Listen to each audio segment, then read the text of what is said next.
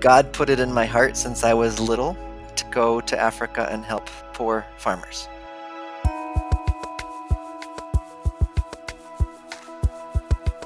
I have the privilege of getting to travel between Malawi, Mozambique, and Zambia. Each of those countries in our region is very different. Malawi, the first thing that comes to mind is mountains and forests and the lake.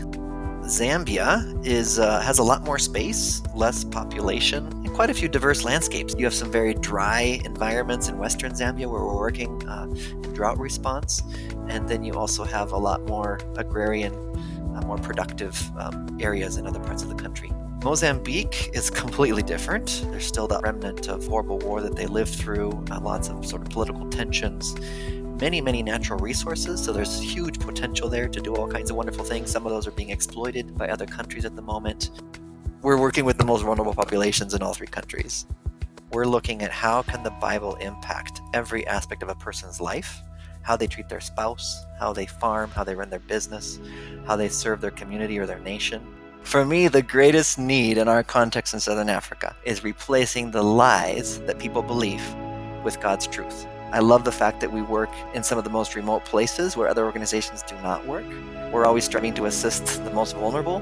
It's inspiring to hear stories of how much better their lives are now, even compared to just 2 or 3 years ago before the program in their area started. That's just super exciting. Right now, in Western Zambia, we're doing drought response, helping people get food who harvested nothing because of the drought, and at the same time in Malawi, helping people who lost everything in floods. World Renew Malawi is trying to recover from the cyclone that hit in March, and hundreds of thousands of people were displaced, and many of them were living in temporary shelters or camp as a result. Many of them have lost their homes and their assets.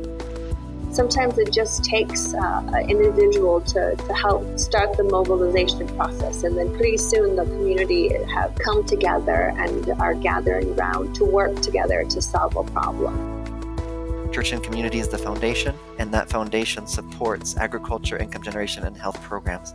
And we really believe we need to do all three of those together at the same time, in the same place, to have the biggest impact on those areas.